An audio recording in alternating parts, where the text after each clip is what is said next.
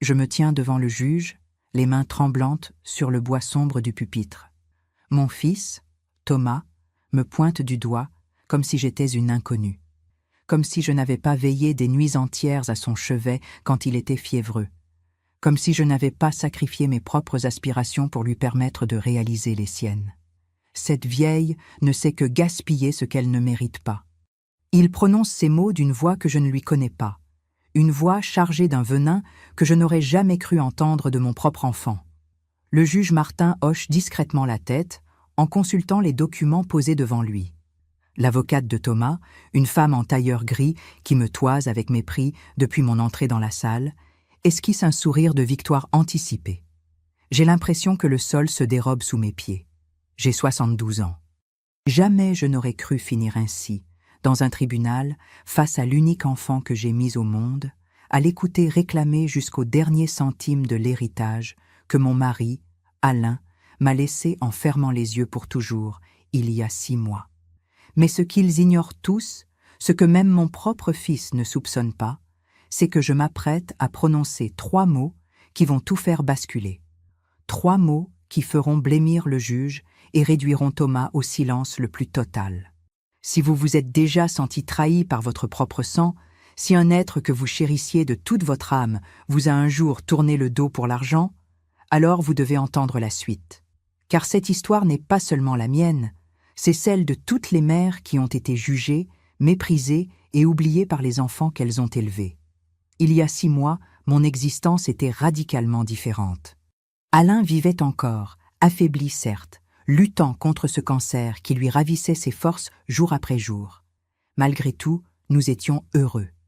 45 ans de mariage nous avaient appris que le véritable amour ne se mesure pas au nombre de jours heureux, mais à la manière dont on affronte ensemble les tempêtes.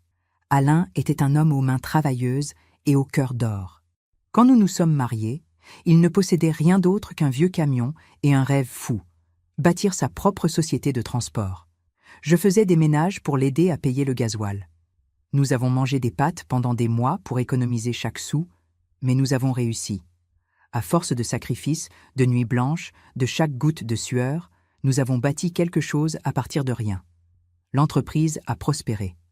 Le camion unique est devenu 2, puis 5, puis 20. Nous avons donné du travail à 50 familles. Nous avons acheté cette maison où Thomas a grandi, où nous avons fêté chaque anniversaire, chaque Noël, chaque instant précieux de notre vie. Thomas était notre fierté. Nous lui avons offert tout ce que nous n'avions jamais eu, l'éducation dans de bonnes écoles, des vêtements neufs, des voyages, des opportunités. Alain disait toujours qu'il travaillait si dur pour que notre fils n'ait jamais à endurer ce que nous avions vécu. Et Thomas était un bon fils, affectueux, respectueux, attentionné. Il venait nous voir chaque semaine, me serrait dans ses bras et me disait « Maman, tu es mon trésor ». Alain et moi échangions alors ce regard que seuls les parents comprennent. Ce regard qui signifie « Nous avons réussi, nous avons élevé un homme bien ». Tout a basculé il y a 3 ans. Thomas a rencontré Élise lors d'un séminaire professionnel.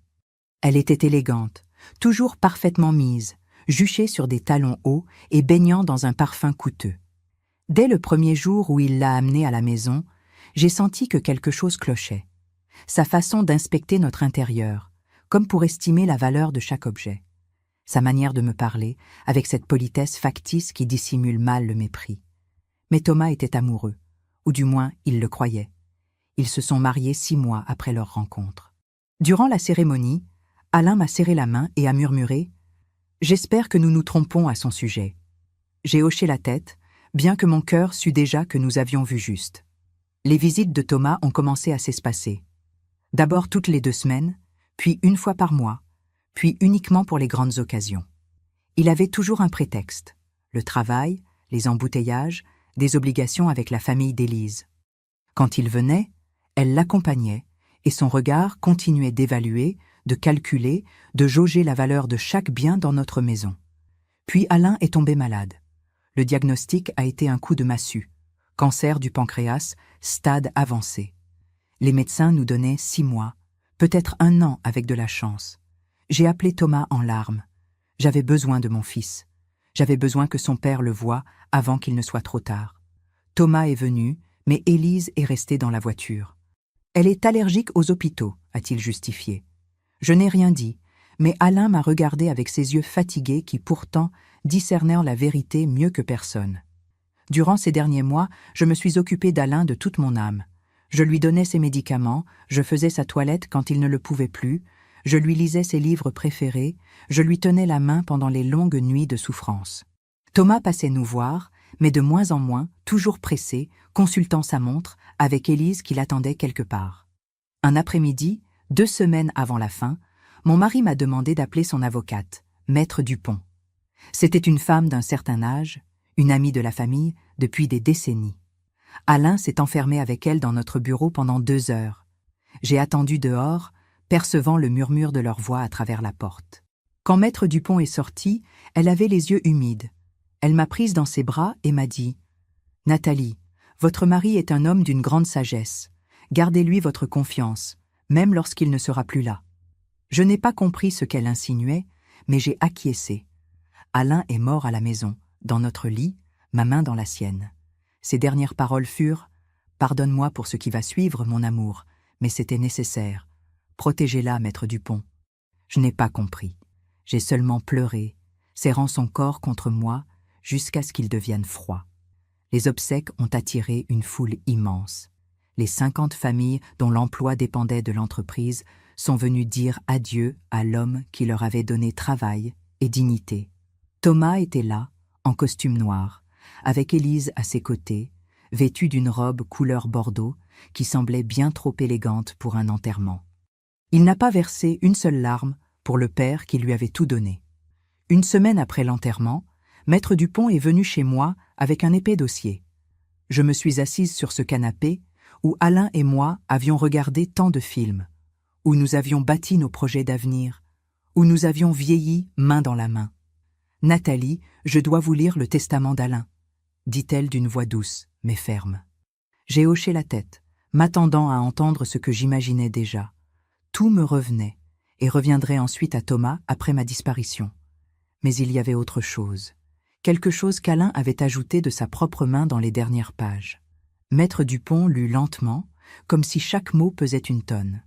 Je lègue l'ensemble de mes biens, la société, les propriétés et les comptes bancaires, en gérance à mon épouse, Nathalie, jusqu'au moment qu'elle jugera opportun. Mon fils, Thomas, ne recevra son héritage que lorsqu'il aura prouvé qu'il possède le caractère, l'honneur et le respect que j'ai tâché de lui inculquer toute sa vie. Je suis restée figée. « Qu'est-ce que cela signifie ?» ai-je demandé. Maître Dupont referma le dossier et me regarda droit dans les yeux. « Cela signifie qu'Alain savait quelque chose que vous refusiez de voir. Il aimait Thomas, mais il n'avait pas confiance en son entourage. Cette clause protège tout ce que vous avez bâti ensemble. Il y avait plus. Une clause spécifique que l'avocate ne m'a pas lue à voix haute ce jour-là, se contentant de mentionner son existence. Il existe des conditions très précises selon lesquelles Thomas perdrait tout droit à l'héritage de façon permanente. Alain a été très clair. Espérons que nous n'ayons jamais à en arriver là. Je n'ai rien révélé de tout cela à Thomas lors de la lecture officielle du testament, 3 jours plus tard. Il a simplement entendu que j'administrerais l'ensemble des biens et qu'il recevrait sa part au moment opportun. J'ai vu son visage se crisper. J'ai vu Élise pincer les lèvres au point qu'elles en deviennent blanches. Mais ils n'ont rien dit ce jour-là. Pas encore. J'ai tenté de continuer à vivre. La maison semblait si vide, sans Alain. Chaque recoin me le rappelait. Sa tasse à café était toujours à la place où il l'avait laissée le dernier matin où il avait pu se lever. Sa chemise préférée était suspendue dans l'armoire. Parfois, la nuit, je me réveillais et tendais la main à la recherche de sa chaleur pour ne trouver que des draps froids. Thomas cessa complètement de me rendre visite. Quand je l'appelais, il avait toujours une excuse. « Je suis débordée, maman. »« Nous avons des obligations, maman. »« La semaine prochaine, promis, maman. » Mais la semaine prochaine n'arrivait jamais. 2 mois après les obsèques, j'ai reçu un appel de Thomas. « Maman, Élise et moi voudrions t'inviter à dîner chez nous. Il faut qu'on parle de certaines choses. » Mon cœur a bondi d'espoir. Peut-être que mon fils voulait enfin renouer le contact. Peut-être que la douleur d'avoir perdu son père l'avait fait réfléchir. Je suis arrivée chez eux avec une tarte aux pommes que j'avais préparée moi-même, celle que Thomas préférait depuis son enfance. J'ai sonné, le sourire aux lèvres, m'imaginant que nous pourrions redevenir une famille. Élise m'a ouvert. Elle n'a pas souri. « Entre !» lança-t-elle sèchement. L'appartement était impeccable, décoré de meubles modernes et coûteux. Tout était blanc, gris et noir. Froid, sans vie, sans les photos de famille que j'avais toujours cru que mon fils accrocherait à ses murs. Thomas était assis au salon, un verre de vin à la main. « Salut, maman !» dit-il sans se lever pour m'embrasser. J'ai posé la tarte sur la table basse. Personne n'y a touché de la soirée. Le dîner fut tendu. Élise m'adressait à peine la parole. Thomas mangeait en silence, fixant son assiette, comme si les réponses à toutes ses questions s'y trouvaient. J'ai essayé de faire la conversation. J'ai posé des questions sur son travail, sur leurs projets, sur la manière dont il gérait la perte d'Alain. « C'est justement de ça qu'on veut parler », dit Élise en posant sa fourchette avec un bruit sec. « De l'argent d'Alain. » Mon cœur s'est mis à battre plus vite. « L'argent ?» ai-je demandé, feignant de ne pas comprendre. « Ne joue pas les idiotes, Nathalie, » poursuivit-elle d'un ton qui me donna l'impression d'avoir 5 ans et de me faire réprimander. « Nous savons qu'Alain a laissé une fortune considérable. L'entreprise vaut des millions d'euros, il y a les propriétés, les comptes en banque, et tu as tout. Élise, s'il te plaît, intervint faiblement Thomas, sans réelle conviction. Elle l'ignora. Thomas est le seul fils, l'héritier légitime. Il n'est pas juste que toi, une femme de ton âge, qui n'a jamais vraiment travaillé, qui n'a été qu'une femme au foyer, tu contrôles tout cet argent. J'ai eu l'impression de recevoir une gifle. Jamais travaillé ? Ai-je répété, la voix tremblante. J'ai fait des ménages pendant des années pour qu'Alain puisse acheter son premier camion. J'ai élevé ton mari. J'ai fait tourner cette maison pendant qu'Alain bâtissait son entreprise. Ce n'est pas un vrai travail, dit Élise avec dédain. N'importe qui peut faire le ménage et la cuisine. Ce qu'Alain a construit, c'est grâce à son intelligence et à ses efforts, pas au tien. Et maintenant, toi, une vieille qui ne sait probablement même pas se servir d'un ordinateur, tu vas gaspiller tout ce qu'il a accompli. J'ai regardé Thomas, attendant qu'il me défende, qu'il dise à sa femme qu'elle dépassait les bornes, qu'elle me manquait de respect. Mais mon fils se contentait de fixer son verre de vin, le faisant tourner lentement entre ses doigts. « Thomas, dis-je la voix brisée, tu penses la même chose ?» Il leva les yeux. J'ai enfin vu dans son regard quelque chose que je n'avais jamais vu. Ce n'était pas de la haine, c'était pire, de l'indifférence. Comme si j'étais un obstacle sur son chemin, un problème à résoudre. « Maman, sois raisonnable, » dit-il d'une voix lasse. « Tu n'as pas besoin de tout cet argent. Tu vis seule dans cette immense maison. Tu n'as pas de vraies dépenses. Que veux-tu faire de millions d'euros? Moi, j'ai des plans, des projets, des idées pour développer l'affaire. Je peux faire croître l'entreprise, multiplier ce que papa a construit. Ton père a laissé des instructions très claires, ai-je répondu, sentant les larmes monter, mais refusant de pleurer devant eux. Il savait ce qu'il faisait. Élise laissa échapper un rire amer. Bien sûr qu'il savait. Il savait que tu l'avais manipulé sur son lit de mort, quand il était faible et confus à cause des médicaments. Tu l'as convaincu de tout te laisser. Je me suis levée si brusquement que ma chaise a failli basculer. Je ne resterai pas ici pour entendre ça. Alain était parfaitement lucide quand il a fait son testament, et il l'a fait pour protéger son héritage. Le protéger de qui ? Cria Élise, se levant à son tour. De son propre fils ? Tu es une femme égoïste et manipulatrice, Nathalie. Une parasite qui a vécu toute sa vie au crochet de son mari et qui prétend maintenant garder tout ce qu'il a gagné par ses propres efforts. J'ai quitté cet appartement le cœur en 1000 morceaux. Je n'ai même pas repris la tarte que j'avais faite avec tant d'amour. J'ai conduit jusqu'à chez moi, pleurant si fort que je voyais à peine la route. Les mots d'Élise résonnaient dans ma tête comme un glas, parasite, manipulatrice, vieille qui gaspille l'argent. Et le pire, c'était que Thomas n'avait rien dit pour me défendre. Mon propre fils m'avait laissé me faire humilier dans sa propre maison. Cette nuit-là, je n'ai pas pu dormir. Je suis restée assise sur le lit que j'avais partagé avec Alain pendant 45 ans, fixant sa photo sur la table de chevet. « Pourquoi as-tu fait ça ?» ai-je demandé à son image souriante. « Pourquoi as-tu mis ces conditions dans le testament ?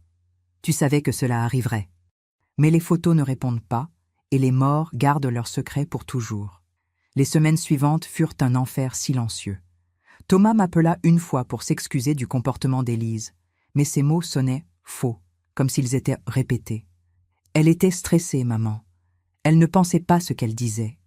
Mais tu dois comprendre notre position. Nous avons besoin de cet argent. Nous avons des projets, des investissements. Tu ne peux pas être égoïste au point de tout garder juste parce que papa te l'a laissé. Ton père me l'a laissé pour une raison, ai-je répondu, sentant quelque chose se durcir en moi, comme si chaque mot cruel bâtissait un mur de pierre autour de mon cœur. Et quand le moment sera venu, tu recevras ce qui te revient. Thomas soupira avec frustration. Et quand sera ce moment? Quand tu auras 90 ans? Quand je serai trop vieux pour en profiter? Ce n'est pas juste, maman. Il raccrocha sans même dire au revoir. Je suis restée là, le téléphone à la main, écoutant la tonalité, comme si c'était le son de mon cœur qui se brisait encore et encore. J'ai essayé de m'occuper en gérant l'entreprise. Maître Dupont m'a aidé à comprendre les chiffres, les contrats, le fonctionnement quotidien. J'ai découvert qu'Alain avait été plus méticuleux que je ne l'imaginais. Chaque document était parfaitement classé. Chaque décision était étayée par des analyses détaillées. L'entreprise n'était pas seulement prospère, elle était solide comme un roc. J'y ai aussi découvert quelque chose de troublant. Des factures impayées au nom de Thomas, des prêts qu'Alain avait discrètement remboursés ces 2 dernières années. 30 000 € par-ci, 50 000 € par-là, tous avec la mention « prêt personnel à Thomas ». Confidentiel. Mon fils avait demandé de l'argent à son père et je n'en avais jamais rien su. Pourquoi Alain ne m'a-t-il rien dit? Ai-je demandé à Maître Dupont en lui montrant les documents d'une main tremblante. Elle soupira profondément. Parce qu'il vous connaissait, Nathalie. Il savait que vous défendriez Thomas quoi qu'il arrive. Alain voulait vous protéger de la vérité, autant qu'il voulait protéger son entreprise. C'est pour cela qu'il a mis ces clauses dans le testament. Il voyait quelque chose que vous refusiez de voir. Ce soir-là, je me suis assise dans le bureau d'Alain et j'ai épluché chaque document, chaque email sauvegardé, chaque note qu'il avait écrite. Et elle était là, cachée au milieu de papiers d'affaires, une lettre qui m'était adressée. Mon nom écrit de son écriture tremblante des derniers jours. Je l'ai ouverte, les mains incapables de s'arrêter de trembler.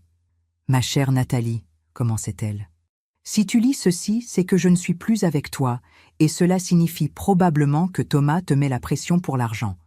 Pardonne-moi de ne pas te l'avoir dit plus tôt, mais notre fils a des problèmes que j'ai tenté de résoudre en silence. Il a des dettes de jeu, Nathalie. D'énormes dettes. Depuis 2 ans, je les rembourse en secret, espérant qu'il mûrirait, qu'il laisserait tomber ses vices. Mais chaque fois que j'en réglais une autre apparaissait. Élise est au courant. En fait, je pense qu'elle l'encourage. J'ai fait des recherches et j'ai découvert qu'elle aussi a des dettes de cartes de crédit, des prêts personnels. Ils ne se sont pas mariés par amour, mais parce qu'ils avaient tous 2 besoin d'argent et pensèrent que j'étais une source inépuisable. J'ai dû m'arrêter, les larmes m'empêchant de lire. Mon fils, mon petit Thomas, qui avait été si innocent, si pur. Comment en était-il arrivé là? J'ai continué à lire, le cœur brisé. Je ne t'ai rien dit car je sais combien tu aimes notre fils. Je sais que tu aurais tout vendu, tu aurais hypothéqué notre maison, tu te serais retrouvée sans rien pour le sauver. Mais, Nathalie, il y a des gens qui ne veulent pas être sauvés. Il y a des gens qui veulent juste plus, toujours plus, jusqu'à ce qu'ils détruisent tout. C'est pourquoi j'ai rédigé le testament de cette façon. Pour te protéger. Pour protéger ce que nous avons bâti ensemble. Et pour donner à Thomas une dernière chance de montrer qui il est vraiment. S'il vient à toi avec humilité, respect, avec un amour sincère, alors tu sauras que mon fils existe encore à l'intérieur de cet homme. Mais s'il vient avec des avocats, des exigences, avec cruauté, alors tu sauras que nous l'avons perdu depuis longtemps. Dans ce cas, Nathalie, n'aie aucune pitié. Active la clause spéciale du testament. Maître Dupont sait quoi faire. Protège notre héritage. Protège les 50 familles qui dépendent de l'entreprise. Et surtout, protège-toi. Je t'aime au-delà de la mort. Toujours tien, Alain. J'ai pleuré pendant des heures, serrant cette lettre contre ma poitrine. Alain avait tout su. Il avait vu l'avenir avec une clarté que moi, aveuglée par mon amour de mère, je n'avais jamais eue. Et maintenant, il me laissait face à une décision impossible, croire en mon fils ou croire en mon mari. 3 mois après les obsèques, alors que je tentais encore d'assimiler la vérité sur Thomas, que j'étais encore tiraillée entre mon amour maternel et la réalité qu'Alain avait discernée, le coup de grâce est arrivé. Une enveloppe Kraft remise par un coursier. À l'intérieur, Une assignation en justice. Thomas me poursuivait en justice. Il ne demandait pas une partie de l'héritage. Il ne suggérait pas une négociation. Il exigeait tout, absolument tout. L'entreprise, les propriétés, les comptes en banque et même la maison où je l'avais élevé. Et son argumentaire juridique était dévastateur. J'étais une femme âgée, mentalement inapte, incapable de gérer une entreprise, et il était l'héritier légitime injustement dépossédé de ses droits par un testament rédigé sous influence. Je me suis assise par terre dans le salon, cette assignation à la main, et j'ai eu l'impression que le monde s'arrêtait. Mon fils ne voulait pas seulement me prendre mon argent. Il voulait me faire déclarer incapable. Il voulait m'humilier publiquement. Il voulait me détruire. J'ai appelé Maître Dupont immédiatement. Elle est venue chez moi le soir même, l'air à la fois triste et déterminé. « Je savais que cela arriverait », dit-elle en s'asseyant en face de moi. Alain m'en avait averti. C'est pour cela que nous avons rédigé le testament de cette manière spécifique. « Nathalie, vous souvenez-vous de la clause spéciale que j'ai mentionnée ?» J'ai hoché la tête faiblement. « Il est temps que vous la connaissiez en entier », poursuivit-elle en ouvrant sa mallette pour en sortir un autre document.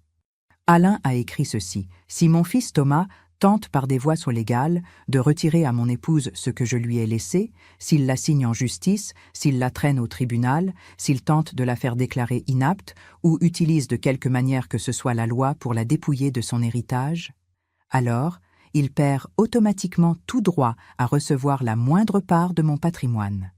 Non seulement il perd son héritage futur, mais il en est explicitement exclu, pour toujours. Dans ce cas, mon épouse a pleine autorité pour disposer de tous les biens comme elle le jugera approprié, y compris par des donations, des ventes ou toute autre action visant à protéger l'héritage que nous avons bâti ensemble. » Le silence qui suivit les mots de Maître Dupont fut si profond que j'entendais mon propre cœur battre. « Vous êtes en train de dire que, si je vais à ce tribunal, Thomas perd tout automatiquement ?» ai-je demandé d'une voix à peine audible. Maître Dupont acquiesça lentement. « Exactement. Alain savait que si votre fils en arrivait à l'extrémité de vous poursuivre, cela signifierait qu'il ne restait plus rien de l'homme que vous aviez élevé. C'était sa façon de vous donner une preuve définitive. Et c'était aussi sa façon de protéger l'entreprise et tout ce qu'il avait construit. Je me suis levée et j'ai marché jusqu'à la fenêtre, regardant le jardin qu'Alain et moi avions planté ensemble il y a tant d'années. Les rosiers qu'il taillait chaque printemps poussaient maintenant à l'état sauvage, sans sa main experte. « Et si je ne vais pas au tribunal ?» ai-je demandé sans me retourner. « Et si je lui donne simplement ce qu'il demande ?»« Alors vous trahiriez la dernière volonté de votre mari, » répondit fermement Maître Dupont, « et vous permettriez à Thomas et Élise de détruire en quelques mois ce que vous avez mis des décennies à bâtir. Nathalie, j'ai fait des recherches. Je sais pourquoi ils ont besoin de cet argent si désespérément. Votre fils a des dettes de jeu qui dépassent les 200 000 €. Élise a des crédits revolving et des cartes de crédit dont les soldes cumulés atteignent 150 000 €. À eux deux, ils doivent tellement d'argent que si vous leur donnez la société, ils la vendront à la découpe pour payer leurs créanciers. Les 50 familles qui dépendent de ces emplois se retrouveront à la rue. » Cette information m'a frappé comme un coup de poing à l'estomac. Il n'y avait pas que Thomas et moi. Il y avait 50 familles qui comptaient sur la pérennité de l'entreprise. Des pères qui nourrissaient leurs enfants avec ces salaires, des mères qui payaient l'école et les médicaments. Avais-je le droit de sacrifier tout cela pour sauver un fils qui, de toute évidence, ne voulait pas être sauvé? « J'ai besoin de réfléchir, » ai-je dit à Maître Dupont. Elle posa sa main sur mon épaule avec affection. « Vous avez 2 semaines avant l'audience. »« Mais Nathalie, vous devez savoir autre chose. J'ai engagé un détective privé. Ce qu'il a découvert sur Élise est troublant. » Elle sortit un dossier de sa mallette et le posa sur la table. « Ceci explique beaucoup de choses. Lisez-le quand vous serez prête. » Après son départ, je suis restée des heures à fixer ce dossier, sans oser l'ouvrir. Une partie de moi ne voulait pas en savoir plus. Une partie de moi voulait continuer à croire que tout ceci n'était qu'un terrible malentendu, que mon fils était toujours là, quelque part, piégé, mais pas perdu. Finalement, alors que la nuit était complètement tombée, j'ai ouvert le dossier. Ce que j'y ai lu m'a glacé le sang. Élise avait été mariée auparavant. 2 fois. Les 2 mariages s'étaient terminés après qu'elle eut vidé les comptes en banque de ses maris. Le premier était un entrepreneur plus âgé qu'elle. Le second, un avocat à succès. Dans les deux cas, le schéma était identique. Elle se mariait, prenait le contrôle des finances petit à petit, accumulait des dettes à leur nom, puis disparaissait avec tout ce qu'elle pouvait emporter avant qu'ils ne s'en rendent compte. Il y avait des photos dans le rapport. Élise dans des casinos, signant des chèques importants. Élise avec un homme qui n'était pas Thomas, entrant dans des hôtels de luxe. Des dates et des lieux qui correspondaient aux 6 derniers mois après la mort d'Alain. Ma belle-fille n'avait pas seulement manipulé mon fils pour qu'il m'attaque en justice. Elle le trompait pendant ce temps. La question qui me tourmentait était: devais-je dire la vérité à Thomas sur sa femme, ou laisser la vie lui enseigner la leçon qu'il avait manifestement besoin d'apprendre? Alain aurait su quoi faire. Alain savait toujours quoi dire, comment agir. Mais Alain n'était plus là, et je devais prendre cette décision seule. J'ai passé ces 2 semaines dans une agonie constante. Chaque fois que le téléphone sonnait, j'espérais que ce soit Thomas, appelant pour s'excuser, pour dire qu'il avait fait une terrible erreur, qu'il retirait sa plainte. Mais il n'a jamais appelé. Pas une seule fois. Mon fils avait choisi sa voie, et cette voie me piétinait comme si j'étais un obstacle sans importance. J'ai essayé de l'appeler, moi. 3 fois, j'ai composé son numéro, et 3 fois, j'ai raccroché avant que ça ne sonne. Qu'est-ce que je lui dirais? S'il te plaît, ne me fais pas ça. Je t'aime encore malgré tout. Ton père savait que ça arriverait, et c'est pour ça qu'il t'a écarté du testament. Rien ne semblait juste, tout semblait désespéré et faible. La 4e fois, j'ai laissé sonner. C'est Élise qui a répondu. « Qu'est-ce que tu veux, Nathalie ?» demanda-t-elle, de ce ton froid qui m'était devenu si familier. « J'ai besoin de parler à mon fils », ai-je répondu, en essayant de garder une voix ferme. « Ton fils est occupé à préparer le procès. Le procès où il récupérera enfin ce qui lui revient de droit. Élise, s'il te plaît, ai-je supplié, me détestant pour cette supplication, mais incapable de la retenir. Nous ne sommes pas obligés d'en arriver là. Nous pouvons nous asseoir, parler en famille. Elle a ri, un rire cruel qui m'a lacéré comme du verre. Famille ? Tu as cessé de faire partie de la famille le jour où tu as décidé de voler l'argent qui revenait à Thomas. On se voit au tribunal, la vieille, et prépare-toi à tout perdre. Elle a raccroché. Je suis restée là, le téléphone à la main, sentant mes derniers espoirs de réconciliation s'évanouir comme de la fumée.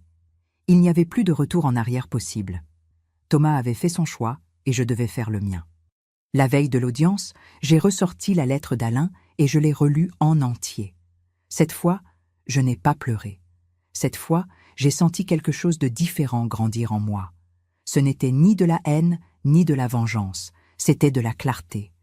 Alain m'avait laissé cette épreuve en sachant exactement ce qui se passerait. Il avait vu en Thomas ce que j'avais refusé de voir, la faiblesse, la cupidité, le manque de caractère. Et il m'avait donné les outils pour me protéger. « C'est d'accord, mon amour », ai-je dit ce soir-là à la photo d'Alain. « Je ferai ce que tu as demandé. Je protégerai notre héritage. Et je laisserai Thomas faire face aux conséquences de ses décisions. » J'ai mieux dormi cette nuit-là que lors des 3 derniers mois. Pour la première fois depuis la mort d'Alain, je n'avais pas l'impression d'être complètement seule. Il avait prévu cela, il m'y avait préparé, et c'était maintenant à mon tour d'honorer sa dernière volonté. Le matin de l'audience, j'ai mis une robe couleur perle, qu'Alain disait toujours me donner un air digne et fort. Je me suis maquillée avec soin, non pour cacher mon âge, mais pour montrer qu'une femme de 72 ans pouvait posséder toute la dignité et la force du monde. Je me suis regardée dans le miroir et j'ai vu quelqu'un qui avait survécu à 45 ans de mariage, qui avait bâti un empire à partir de rien aux côtés de son mari, qui avait élevé un fils avec tout son amour. Cette femme n'était pas faible, cette femme n'était pas inapte, et cette femme n'allait pas se laisser détruire sans se battre. Maître Dupont est venu me chercher tôt. Nous avons revu la stratégie. Thomas va essayer de vous dépeindre comme une vieille dame sénile qui ne connaît rien aux affaires. Ils vont amener de faux témoins, ils vont manipuler les chiffres, ils vont tout faire pour vous faire paraître incompétente. « Et que faisons-nous » ai-je demandé, sentant la nervosité commencer à grimper le long de ma colonne vertébrale. Maître Dupont m'a regardé avec un petit sourire, mais plein de détermination. « Nous les laissons s'enfoncer tout seuls. Nous les laissons présenter leur dossier, dire tous leurs mensonges, montrer exactement qui ils sont. Et quand viendra votre tour de parler, vous direz simplement la vérité. La vérité qu'Alain a laissée par écrit. La vérité qu'aucun d'eux ne connaît encore. Nous sommes arrivés au tribunal avec une demi-heure d'avance. Le bâtiment était imposant, avec de hautes colonnes et des couloirs où chaque pas résonnait. Je me suis assise sur un banc de bois ciré, à attendre, sentant chaque minute s'étirer comme une éternité. Et puis je les ai vus arriver. Thomas est entré le premier, vêtu d'un costume noir qui lui donnait l'air d'un étranger. Ce n'était pas l'enfant que j'avais élevé, le jeune homme qui me serrait dans les bras en me disant que j'étais la meilleure mère du monde.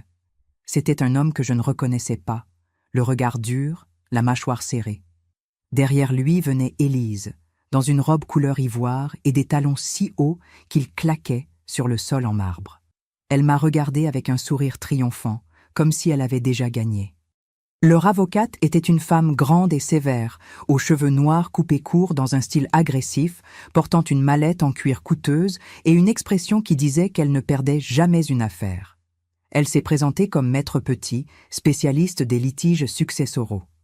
Elle m'a serré la main, une poignée froide et calculatrice. Thomas ne m'a pas regardé une seule fois. Il est passé à côté de moi comme si j'étais invisible. Comme si je n'étais pas la femme qu'il avait portée dans son ventre pendant 9 mois, qui avait marché toute la nuit avec lui quand il avait des coliques de bébé, qui avait vendu ses bijoux pour payer son université. Cette indifférence me blessait plus que n'importe quelle insulte. « La cour !» annonça l'huissier au moment où le juge entra.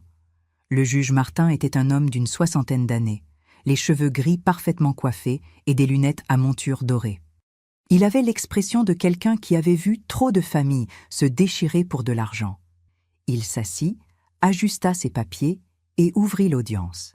Maître Petit commença sa plaidoirie avec un récit parfaitement huilé. Elle parla de Thomas comme d'un fils dévoué, injustement dépossédé de son héritage par un testament rédigé dans des circonstances douteuses. « Monsieur le juge, » dit-elle d'une voix claire et professionnelle, « mon client est le fils unique du défunt Alain Moreau. Toute sa vie, il a été un fils exemplaire. Il rendait visite à ses parents régulièrement, les soutenait moralement, était présent à chaque moment important. J'ai dû me mordre la langue pour ne pas crier que c'était faux. Ces 3 dernières années, Thomas avait été plus absent que présent. Mais Maître Dupont posa sa main sur la mienne sous la table, me rappelant que je devais attendre mon tour. Cependant, continua Maître Petit, après le décès de son père, mon client a découvert qu'il avait été presque entièrement exclu de la succession. Tout a été laissé entre les mains de Madame Nathalie Moreau, une femme de 72 ans, sans expérience des affaires, sans formation formelle en gestion, sans les capacités requises pour diriger une entreprise valant plus de 5 millions d'euros. 5 millions. C'était la première fois que j'entendais ce chiffre à voix haute.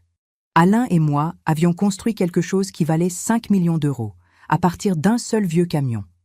Et maintenant, mon fils voulait tout me prendre. Monsieur le juge, l'avocate sortit plusieurs documents de sa mallette. Nous avons la preuve que Madame Moreau prend des décisions financières contestables depuis le décès de son époux.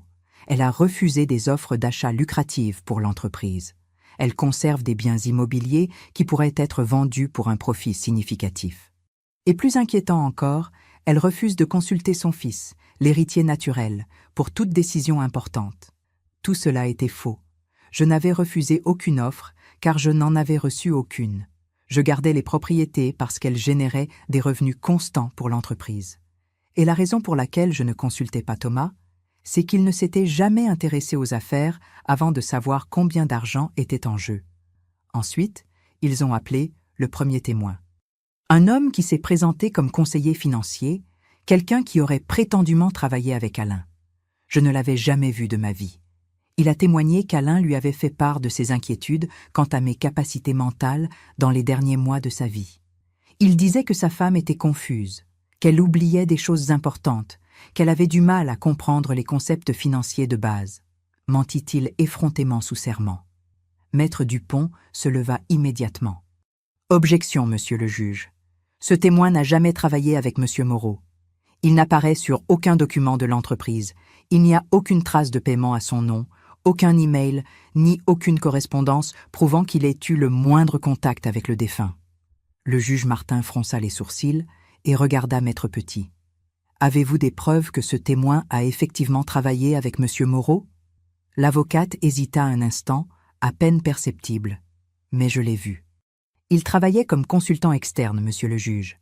Tous les consultants n'apparaissent pas sur les registres officiels. Le juge ne sembla pas convaincu, mais il autorisa le témoignage à se poursuivre. Le prétendu conseiller continua de mentir, disant qu'Alain avait mentionné à plusieurs reprises vouloir que Thomas prenne le contrôle de l'entreprise, mais que je l'avais manipulé pour qu'il change le testament. Quand ce témoin eut fini, ils en appelèrent un autre, puis un autre. Chacun avec une histoire différente, toutes me dépeignant comme une femme sénile, manipulatrice, incapable. Je me demandais où ils avaient retrouvé tous ces gens prêts à mentir sous serment. Puis je me suis souvenu des dettes de Thomas et Élise. Quand on doit autant d'argent, trouver des gens pour mentir pour soi n'est qu'une question de prix. Finalement, après 2 heures de faux témoignages, vint le moment que je redoutais. Maître Petit appela Thomas à la barre. Mon fils s'avança d'un pas ferme, leva la main droite et jura de dire la vérité. Puis il s'assit et me regarda directement pour la première fois de la matinée. Ses yeux étaient emplis de quelque chose que je mis un moment à identifier. C'était du ressentiment. Du pur et simple ressentiment. « Monsieur Moreau, » commença son avocate d'une voix douce, presque maternelle, « parlez-nous de votre relation avec votre mère. » Thomas soupira, comme si cela lui coûtait de parler. « Ma mère a toujours été très contrôlante, » dit-il, et chaque mot était un couteau dans mon cœur. Même quand j'étais enfant, tout devait être fait à sa façon. Mon père travaillait constamment, donc c'était elle qui commandait vraiment à la maison. C'était faux. J'avais été stricte quand il le fallait, comme toute mère, mais jamais contrôlante. J'avais soutenu chaque décision de Thomas, chaque rêve, chaque projet. Quand mon père est tombé malade, continua Thomas, et sa voix prit un ton de victime parfaitement étudié. Elle ne me laissait pas être seule avec lui. Elle était toujours là, à surveiller chaque conversation, à contrôler qui pouvait lui rendre visite et quand. Je comprends pourquoi maintenant. Elle s'assurait que mon père change son testament en sa faveur. « Ce n'est pas vrai !» ai-je crié, incapable de me contenir plus longtemps. Le juge frappa de son marteau. « Silence dans la salle. Madame Moreau, vous aurez l'occasion de parler. Pour l'instant, vous devez garder le silence ou je vous fais expulser. » Je me mordis la lèvre jusqu'à sentir le goût du sang dans ma bouche. Maître Dupont me serra la main avec force. Thomas continua de parler, construisant un récit où j'étais la méchante et où il était le pauvre fils spolié par sa propre mère cupide. Il raconta comment j'avais coupé tout contact avec lui après la mort d'Alain, comment je refusais de répondre à ses appels ou de le rencontrer. Il omit de mentionner qu'il avait cessé de me rendre visite le premier, que ses seuls appels concernaient des exigences d'argent, que la seule réunion que nous ayons eue s'était terminée avec sa femme, me traitant de parasite. « Ma mère n'a jamais travaillé un seul jour de sa vie, » dit Thomas avec une conviction qui me fit me demander s'il croyait réellement à ses propres mensonges ou s'il était juste assez bon acteur pour s'en persuader. Tout ce que nous avons a été construit par mon père. C'était lui le génie, le travailleur, le visionnaire. Elle n'était qu'une femme au foyer. Et maintenant, elle prétend contrôler un empire qu'elle n'a pas bâti, qu'elle ne comprend pas et qu'elle est destinée à détruire par sa propre ignorance. Chaque parole était comme un poison s'écoulant dans mes oreilles. C'est ainsi que mon fils me voyait. C'est ainsi qu'il se souvenait de son enfance. Il ne se souvenait pas des nuits passées à repasser ses uniformes pour qu'il ait des vêtements propres. Il ne se souvenait pas que j'avais vendu l'unique bague en or que ma mère m'avait laissée pour payer sa colonie de vacances. Il ne se souvenait pas que j'avais fait des ménages, à genoux sur les sols des autres, pour que son père puisse acheter ce premier camion. Et maintenant, la voix de Thomas se brisa d'une émotion qui aurait pu sembler authentique si je n'avais pas su la vérité. Je suis ici parce que je n'ai pas d'autre choix. Ma mère est devenue irrationnelle. Elle dépense de l'argent pour des choses inutiles. Elle refuse les conseils des professionnels. Et le plus inquiétant, c'est qu'elle montre des signes évidents de détérioration mentale. Elle oublie des conversations, confond les dates, parfois elle ne se souvient même plus si elle a pris ses médicaments. Là, j'ai perdu tout sang-froid. Je me suis levée de ma chaise avec une telle force qu'elle est tombée en arrière dans un bruit qui résonna dans toute la salle. « Menteur !» ai-je hurlé de toutes mes forces. « Comment oses-tu inventer de tels mensonges sur ta propre mère ?» Le juge Martin martela son pupitre à plusieurs reprises. « Madame Moreau, c'est votre dernier avertissement. Asseyez-vous immédiatement ou je vous fais sortir de cette salle. » Maître Dupont me tira fermement par le bras, me chuchotant à l'oreille « Nathalie, contrôlez-vous, c'est exactement ce qu'ils veulent. Ils essaient de vous faire paraître instable. Ne leur donnez pas ce qu'ils cherchent. » Je me rassis, tremblante de rage et de douleur. Thomas me regarda avec une expression qui aurait pu passer pour de l'inquiétude si je n'avais pas vu la satisfaction dissimulée dans ses yeux. Il prenait plaisir à cela. Mon fils prenait plaisir à me voir souffrir. Maître Petit exploita parfaitement mon explosion. Comme vous pouvez le constater, monsieur le juge, Madame Moreau montre un comportement erratique et irrationnel. Elle ne peut contrôler ses émotions, même dans un cadre formel comme ce tribunal. Comment pouvons-nous lui faire confiance pour prendre des décisions rationnelles concernant des millions d'euros et l'avenir de 50 familles qui dépendent de cette entreprise? Puis Élise fut appelée à la barre. Elle jura de dire la vérité, la main sur la Bible, et je me demandais si cette Bible allait prendre feu au contact de tant de fausseté. Elle s'assit avec une posture parfaite, croisa élégamment les jambes et commença son numéro. « Ma belle-mère m'a toujours traité avec hostilité, » dit-elle d'une voix douce et victimaire, dès le jour où j'ai rencontré Thomas. Je crois qu'elle ne pouvait pas accepter que son fils ait sa propre vie, sa propre famille. J'ai essayé de me rapprocher d'elle de nombreuses fois. Je l'invitais à dîner, je l'appelais, je lui envoyais des fleurs pour son anniversaire. Mais elle m'a toujours rejeté avec froideur. Mensonge. Tout n'était que mensonge. Je l'avais accueillie chez moi à bras ouverts. J'avais essayé de la connaître, de la comprendre, de l'aimer comme une fille. Mais elle m'avait toujours regardé avec ses yeux calculateurs, évaluant, mesurant, planifiant. Après le décès de mon beau-père, continua Élise, et sa voix prit un ton de profonde tristesse. La situation a empiré. Nathalie est devenue paranoïaque. Elle nous accusait de n'en vouloir qu'à l'argent. Elle nous criait dessus quand nous essayions de lui rendre visite. Une fois, elle a même menacé d'appeler la police si nous ne quittions pas sa propriété. C'était arrivé. Mais elle omit de mentionner qu'ils étaient venus sans prévenir avec un notaire, exigeant que je signe des documents leur donnant procuration sur mes comptes bancaires. Bien sûr que je les avais chassés. N'importe qui de sensé l'aurait fait. Ce qui m'inquiète le plus, dit Élise en regardant directement le juge, les yeux brillants de fausses larmes parfaitement synchronisées, c'est que Nathalie met en péril l'héritage d'Alain.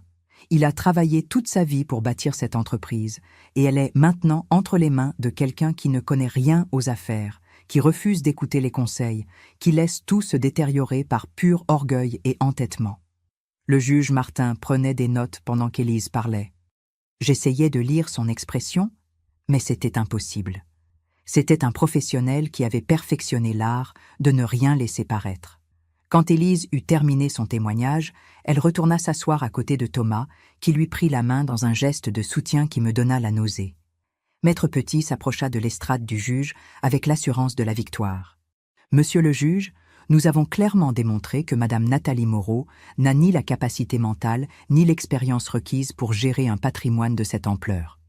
Nous avons montré que son comportement est erratique, que ses décisions sont contestables et qu'elle représente un risque réel pour le bien-être économique, non seulement de mon client, mais aussi des 50 familles qui dépendent de cette entreprise. » Elle marqua une pause dramatique avant de poursuivre. « Par conséquent, nous demandons que Madame Moreau soit déclarée inapte à gérer la succession, qu'elle soit démise de ses fonctions d'exécuteur testamentaire et que tous les biens soient immédiatement transférés à mon client, Thomas Moreau, qui, en tant que fils unique et héritier légitime, a le droit légal et moral de recevoir ce que son père a construit. » Le juge hocha la tête et regarda vers notre table. « La défense souhaite-t-elle présenter son dossier ?» Maître Dupont se leva lentement, avec le calme de quelqu'un qui a un atout dans sa manche. « Oui, monsieur le juge, et ce sera bref, car la vérité n'a pas besoin d'être compliquée. » Mon cœur battait si fort que je pensais que tout le monde dans la salle pouvait l'entendre. C'était le moment.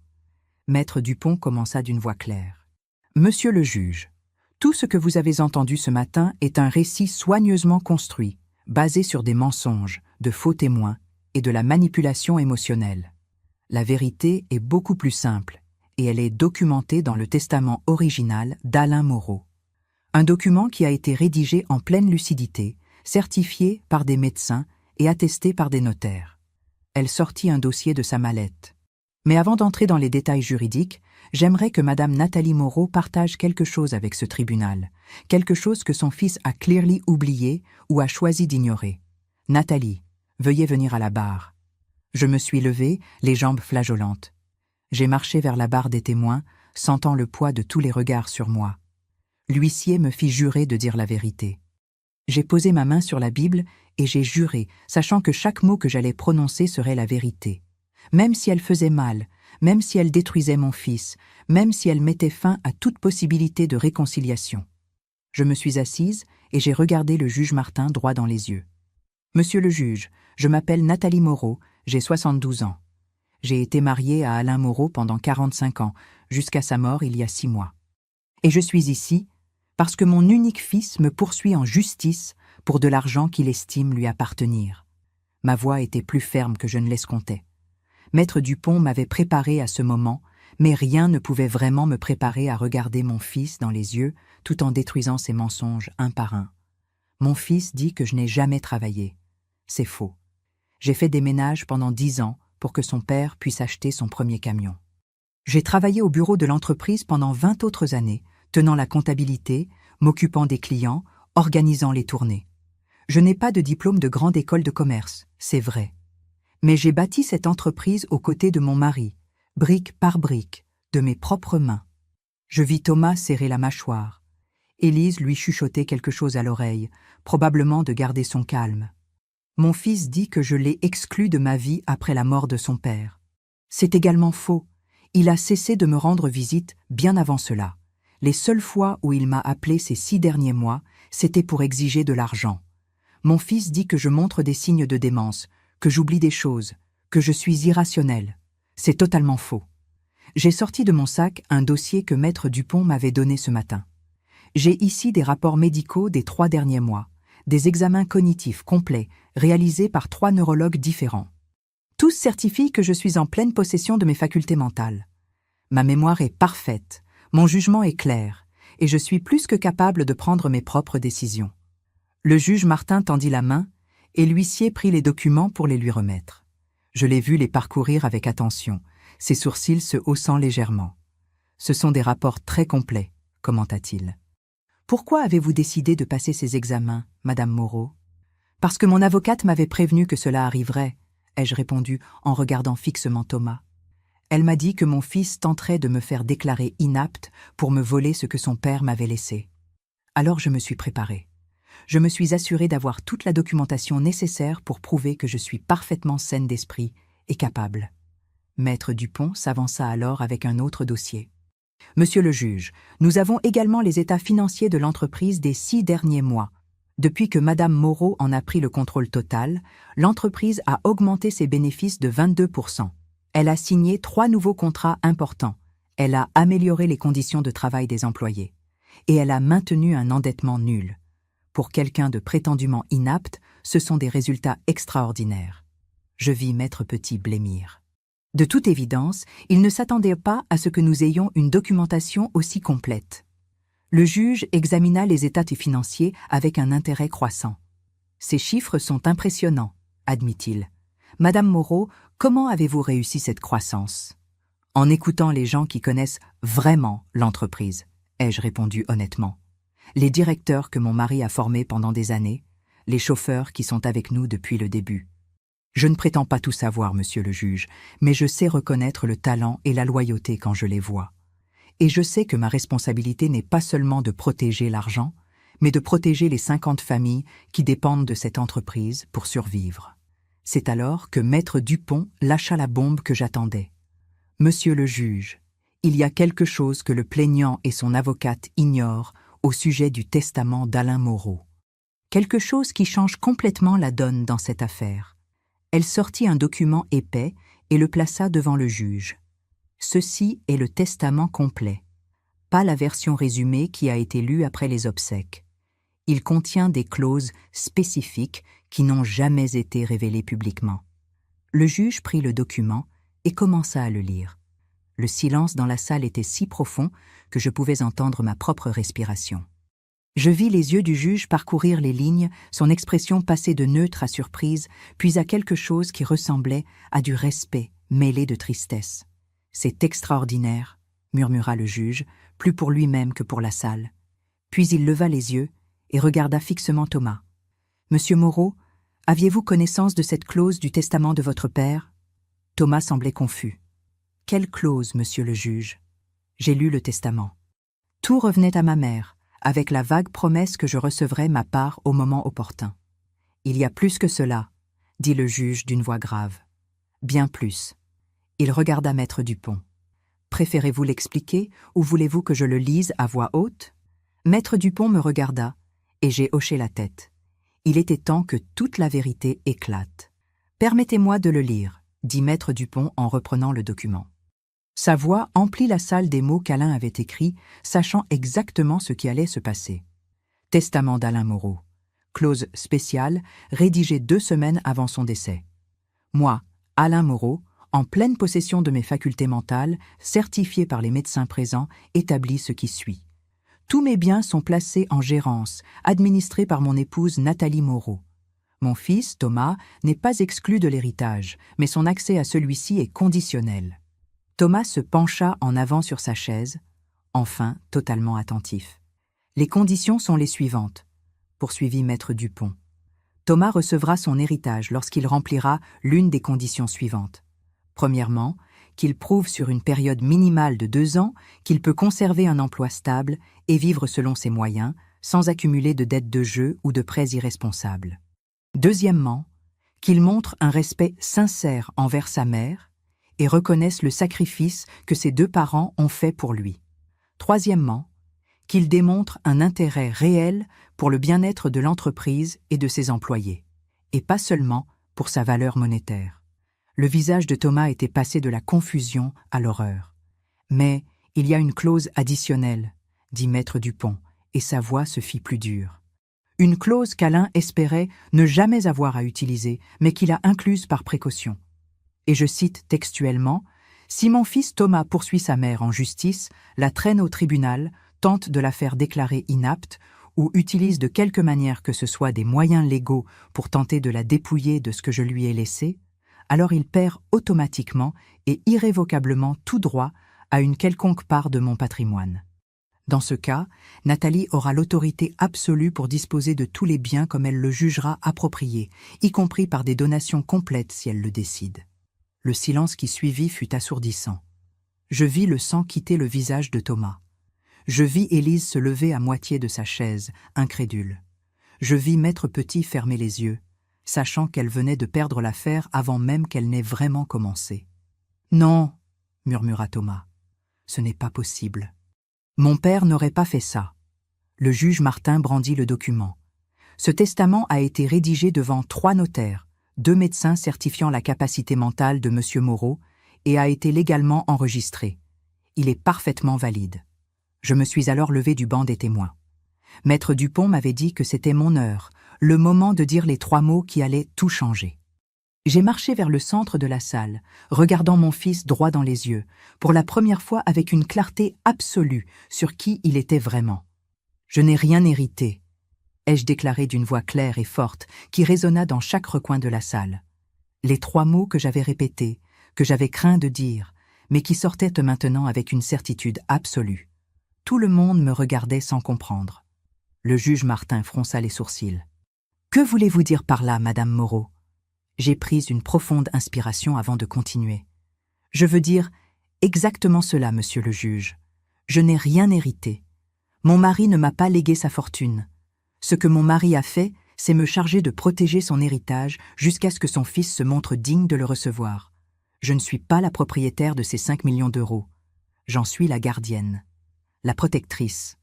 Et mon travail consistait à attendre de voir quel genre d'homme mon fils deviendrait face à la tentation de l'argent facile. Je vis le juge Martin commencer à comprendre. Je vis quelque chose dans son expression changer, comme s'il voyait toute la finesse du plan d'Alain pour la première fois. « Votre mari a créé un test, » dit-il lentement. « Un test de caractère. » J'ai hoché la tête, sentant les larmes enfin rouler sur mes joues, mais sans chercher à les arrêter. « Exactement. » Alain savait que l'argent change les gens. Il voulait savoir si son fils accordait plus de valeur à la fortune ou à la famille.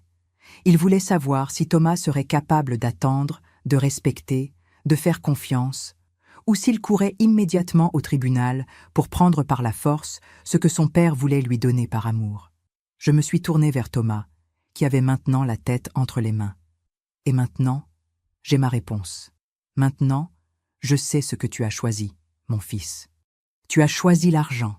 Tu as choisi de croire une femme que tu connais depuis 3 ans, plutôt que la mère qui t'a élevé pendant 40 ans. Tu as choisi de m'humilier en public, de me déclarer inapte, de détruire ma réputation. Et par ce choix, en intentant ce procès, tu as activé la clause que ton père redoutait le plus de devoir utiliser. Thomas releva brusquement la tête, les yeux rougis. Je ne savais si c'était de rage ou de larmes contenues. « C'est un piège !» cria-t-il en se levant. « C'est un piège cruel. Mon père m'a tendu un piège pour que je ne puisse jamais recevoir ce qui me revient. » Sa voix se brisait à chaque mot, mais je n'avais plus pitié de lui. Je ne ressentais que le poids terrible de la vérité qu'Alain avait vue bien avant moi. « Ce n'était pas un piège, » dis-je, d'une voix plus ferme que je ne me sentais. C'était une opportunité de prouver que tu avais appris les valeurs que nous avons tenté de t'enseigner. Ton père t'aimait tellement qu'il était prêt à risquer tout son héritage pour te donner une dernière leçon sur ce qui compte vraiment dans la vie. Pas l'argent, pas le pouvoir, mais le caractère, l'intégrité, le respect. Le juge Martin frappa de son marteau pour demander le silence, car Élise s'était levée elle aussi, hurlant que tout cela était une conspiration, que Maître Dupont et moi avions falsifié des documents, que nous avions manipulé le testament après la mort d'Alain. Mais sa voix sonnait désespérée, comme celle de quelqu'un qui voit son château de cartes s'effondrer. « Silence !» rugit le juge avec une autorité qui fit taire tout le monde instantanément. « Asseyez-vous tous immédiatement ou je fais évacuer cette salle. » Élise et Thomas se laissèrent retomber sur leurs chaises. Maître Petit avait la tête basse, parcourant frénétiquement ses papiers comme si elle pouvait y trouver une issue légale à ce désastre. Maître Dupont profita de ce moment pour présenter d'autres preuves. « Monsieur le juge, il y a autre chose que le tribunal doit savoir. Quelque chose qui explique pourquoi Thomas a besoin de cet argent si désespérément. » Elle sortit un autre dossier, celui-ci rempli des documents que j'avais examinés des semaines auparavant, mais qui me faisaient encore mal à chaque fois que je les voyais. Ces 3 dernières années, Thomas Moreau a accumulé des dettes de jeu pour un total de 243 000 €. Nous avons des relevés de casino, des preuves de prêts auprès de créanciers privés et des relevés bancaires montrant des retraits constants et des dépôts ne correspondant à aucun revenu légitime connu. Maître Dupont plaça les documents sur le bureau du juge, un par un, brossant un portrait dévastateur. Thomas était pâle comme un linge. De plus, continua Maître Dupont sans pitié, son épouse, Élise, a des dettes de cartes de crédit s'élevant à 16 000 €. À eux deux, ils doivent plus de 400 000 € à divers créanciers. Certains de ces créanciers ne sont pas exactement des institutions bancaires légitimes. Nous avons identifié au moins 3 prêts auprès d'organisations que l'on pourrait qualifier de prêteurs-prédateurs, ayant des liens avec des activités criminelles. Le juge Martin regardait les documents avec une expression de plus en plus grave. « Vous dites que le plaignant et sa femme subissent des pressions de la part de criminels pour rembourser ses dettes ?» Maître Dupont acquiesça. « Exactement, monsieur le juge. Ce procès n'a jamais eu pour objet les droits de succession ou une inquiétude sincère pour le bien-être de Nathalie. C'était une tentative désespérée d'obtenir de l'argent rapidement pour payer des dettes dangereuses. »« Ce n'est pas vrai !» cria Élise, mais sa voix manquait de conviction. « Vous inventez tout ça pour donner une mauvaise image de Thomas. » Maître Dupont se tourna vers elle avec un regard qui aurait pu couper l'acier. « Voulez-vous que je fasse venir les créanciers comme témoins ? Car plusieurs d'entre eux seraient ravis de témoigner au sujet des paiements en retard et des menaces qu'ils ont proférées. En fait, nous avons des enregistrements d'appels téléphoniques où ils discutent exactement de cela. » Élise se tut, enfin vaincue. Thomas avait de nouveau la tête entre les mains, les épaules secouées de tremblement. Je ne savais pas s'il pleurait ou s'il essayait simplement de disparaître. Une partie de moi, cette partie qui était encore sa mère, voulait le prendre dans ses bras et lui dire que tout irait bien. Mais l'autre partie, celle qu'Alain avait préparée pour ce moment, savait qu'il fallait aller jusqu'au bout. « Il y a une dernière pièce à conviction, » dit maître Dupont, et sa voix avait maintenant une note de tristesse authentique. Quelque chose que Nathalie ne voulait pas que nous présentions, mais j'ai insisté, car le tribunal doit voir le tableau complet. Elle sortit une enveloppe Kraft et en extirpa plusieurs photos.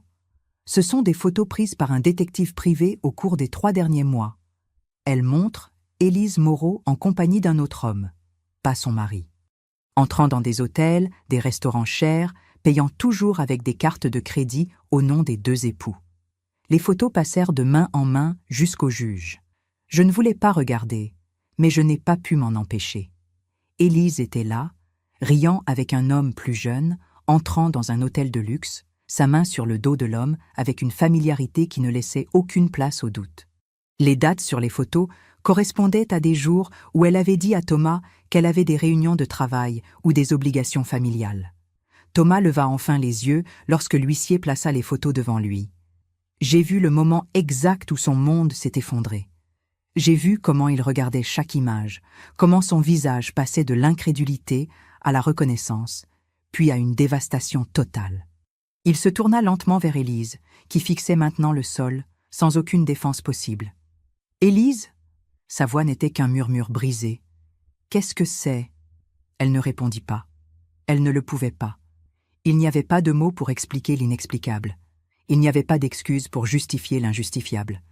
Son silence fut une réponse suffisante. « Monsieur le juge, » dit maître Dupont, reprenant le contrôle de la salle, « nous présentons toutes ces preuves non pas pour humilier le plaignant, mais pour montrer le contexte complet de cette action en justice. Thomas Moreau n'est pas venu devant ce tribunal parce qu'il s'inquiétait du bien-être de sa mère ou de l'héritage de son père. Il est venu parce qu'il est désespéré, manipulé et piégé dans une situation qu'il a lui-même créée par de mauvaises décisions. Et au lieu de demander de l'aide à sa famille, il a décidé de la détruire. » Le juge Martin s'adossa à son siège, ôtant ses lunettes pour se frotter les yeux fatigués. Il avait vu de nombreuses affaires familiales horribles au cours de sa carrière, mais même pour lui, celle-ci semblait particulièrement douloureuse. « J'ai besoin d'une suspension de séance », annonça-t-il finalement. « 30 minutes, je rendrai mon verdict à mon retour. » Il se leva et sortit par la porte du fond. L'huissier annonça la suspension, et soudain, tout le monde se mit en mouvement. Thomas restait assis, immobile, fixant les photos comme s'il pouvait changer ce qu'elles montraient rien qu'en les regardant assez longtemps. Élise se leva rapidement et tenta de sortir de la salle. Mais Thomas l'attrapa par le bras. « N'ose pas partir », dit-il d'une voix que je ne lui avais jamais entendue. Une voix pleine de douleur, de rage et de trahison. « Tu restes ici et tu assumes ce que tu as fait. Tu me dois au moins ça. » Elle se dégagea d'un coup sec. « Je ne te dois rien. Tu es aussi coupable que moi. C'est toi qui as accepté de poursuivre ta propre mère. Je n'ai fait que te donner la poussée dont tu avais besoin. »« Pour l'argent ?» demanda Thomas. Et maintenant les larmes coulaient librement sur son visage. « Tu as fait tout ça pour l'argent ? Les hôtels avec cet homme, me convaincre de détruire ma relation avec ma mère ? Tout ça pour l'argent ?» Élise rit d'un rire amer et laid. « Et toi, pourquoi l'as-tu fait ? Par amour de la justice ? Ne sois pas hypocrite, Thomas. Nous voulions tous les deux l'argent. La différence, c'est que moi, au moins, je suis honnête à ce sujet. » Elle partit alors, ses talons résonnant dans le couloir de marbre comme des coups de feu. Thomas resta seul à sa table, entouré des décombres de sa vie. Maître Petit rassembla vivement ses affaires et sortit également, calculant probablement déjà comment prendre ses distances avec cette affaire désastreuse avant qu'elle n'affecte sa réputation. Je m'approchai lentement de Thomas. Maître Dupont tenta de me retenir, mais je secouai la tête. Je devais le faire. Je m'assis sur la chaise à côté de lui, là où Élise était assise quelques minutes plus tôt. « Maman », dit-il sans me regarder, la voix brisée en 1000 morceaux. « Je suis désolé. Tellement désolé. Je ne sais pas comment j'en suis arrivé là. Je ne sais pas à quel moment je suis devenue cette personne. » Je posai ma main sur la sienne. Cette main que j'avais tenue quand il avait fait ses premiers pas, que j'avais soignée quand il s'écorchait les genoux en jouant, que j'avais applaudi à chaque réussite de sa vie. Je ne le sais pas non plus, mon fils, mais je sais que ton père a vu cela venir bien avant nous. C'est pour ça qu'il a fait ce qu'il a fait. Pas pour te punir, mais pour te donner une chance de te réveiller avant qu'il ne soit trop tard. Mais maintenant, il est trop tard, murmura Thomas. J'ai tout perdu. L'héritage, mon mariage, ton respect, tout. Je le regardais alors. Vraiment. Essayant de trouver l'enfant qu'il avait été dans l'homme détruit qui me faisait face. Tu n'as pas tout perdu, dis-je doucement. Tu es encore en vie. Tu peux encore changer. Tu peux encore devenir l'homme que ton père espérait que tu sois. Mais Thomas, cela doit commencer par toi. Pas par l'argent, pas par les héritages, mais en te regardant dans le miroir et en décidant qui tu veux être. Il me regarda enfin, les yeux rouges et gonflés. Pourras-tu un jour me pardonner ? La question me brisa le cœur, car je n'avais pas de réponse facile. Je ne sais pas, admis-je honnêtement. Ce que tu as fait aujourd'hui, comment tu m'as humilié, les mensonges que tu as dits sur moi, ça ne s'efface pas facilement. Mais tu es mon fils. Et c'est un lien que même toi, tu n'as pas pu briser complètement, bien que tu aies essayé de toutes tes forces. L'huissier annonça le retour du juge. Thomas et moi nous sommes séparés, chacun retournant de son côté de la salle. Mais quelque chose avait changé au cours de ces 30 minutes. Ce n'était pas une réconciliation, ni même un pardon. C'était simplement la reconnaissance d'une vérité douloureuse que nous devrions tous les deux porter pour le reste de nos vies.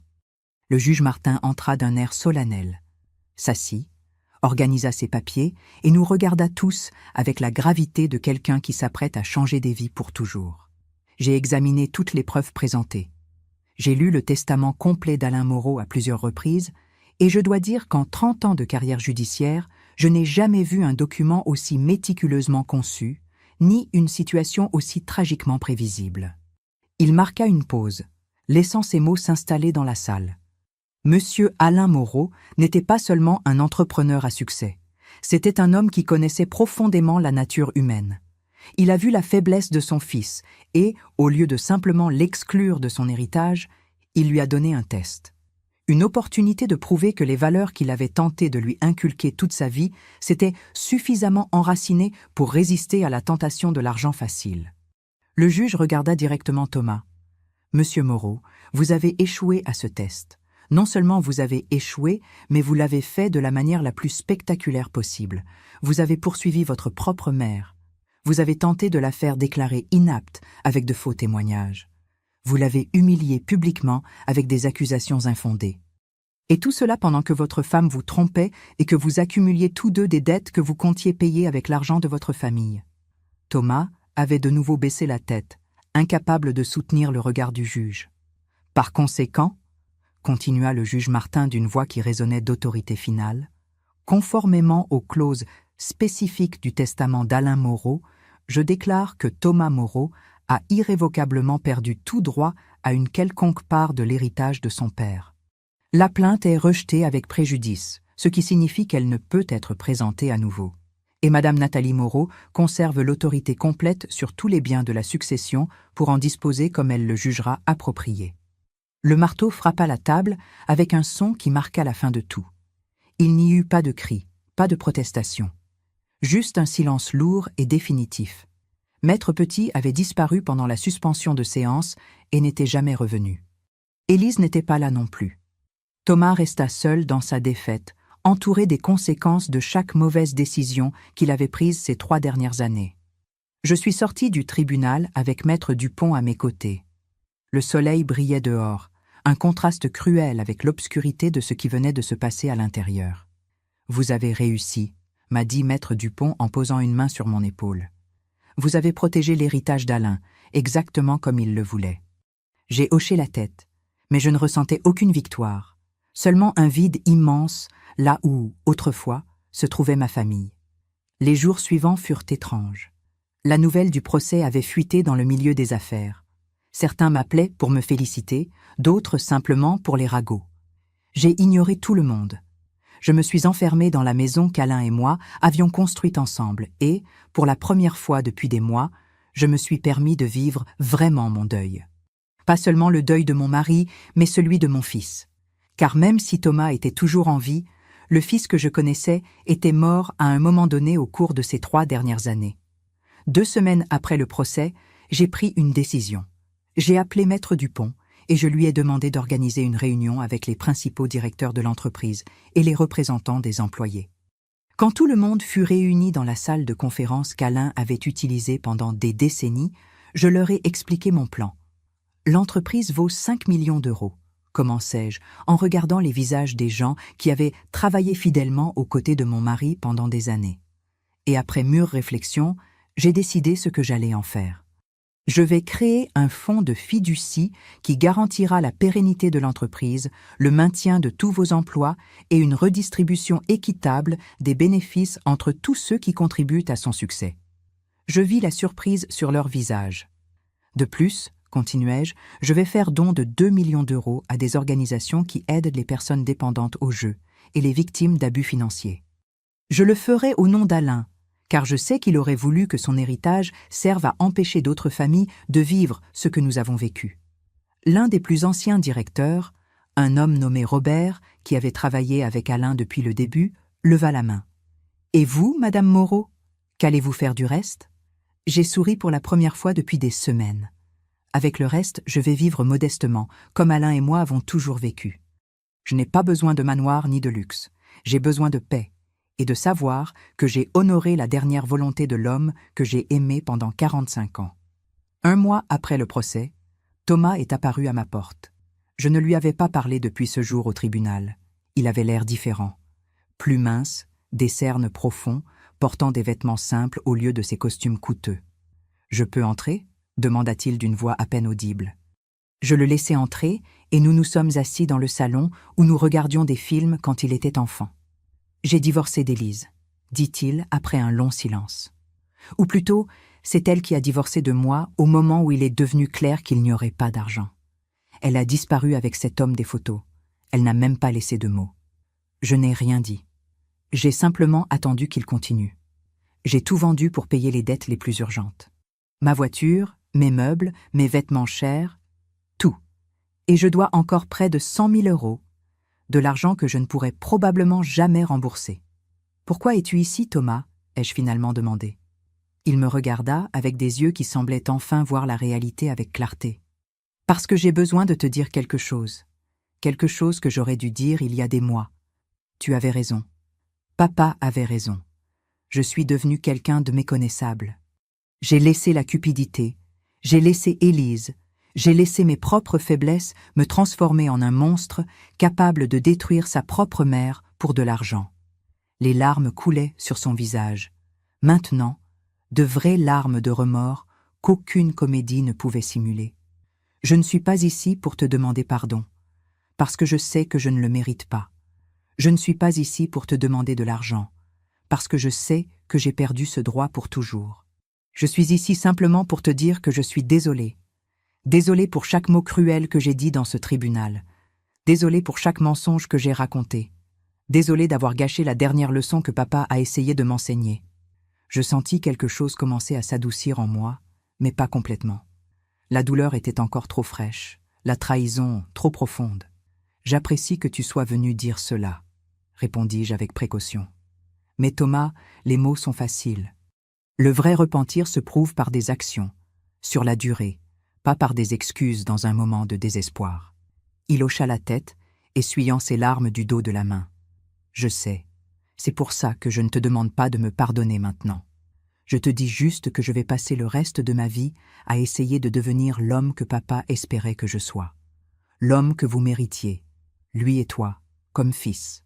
Même s'il est trop tard pour récupérer ce que j'ai perdu, il n'est pas trop tard pour changer qui je suis. » Il se leva pour partir, mais avant d'atteindre la porte, il se retourna une dernière fois.